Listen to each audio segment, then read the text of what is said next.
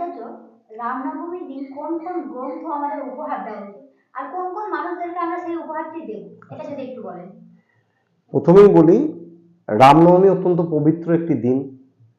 তো এই দিনে আমাদের প্রথমেই প্রত্যেক বাড়ির প্রত্যেক সদস্যেরই সকালবেলায় খুব স্নান টান সেরে কোনো মন্দিরে গিয়ে একটু পুজো দেওয়া উচিত, একটু গীতা পাঠ করা উচিত, এবং সব থেকে ভালো হয় গীতা যদি উপহার দেওয়া হয় খুব ভালো।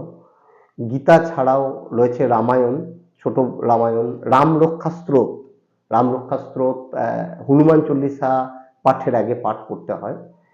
হনুমান চল্লিশা, এই যে গ্রন্থগুলো রয়েছে, বাজেট যদি ভালো থাকে তাহলে ভাগবত কোনো সাধু গুরু মানুষকে উপহার দেওয়া উচিত। একটু বয়স্ক, বিশেষ করে যাদের মধ্যে আধ্যাত্মিক আকুতি আছে, অপাত্রে দান নয়।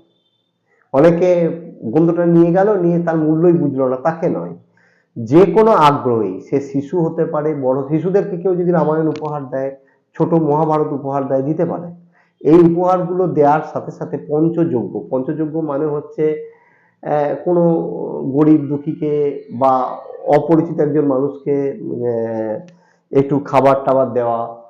সেগুলো ছবি পোস্ট করা যাবে না, কিন্তু পাখি, পশু, কীট পতঙ্গকে একটু খাবার দেওয়া, দু চারটে মিষ্টিও ব্যবহার করা, এবং বরিষ্ঠ বয়স্ক যারা, তাদেরকে যদি গীতা উপহার দেওয়া হয় তাহলে সব থেকে ভালো হয়।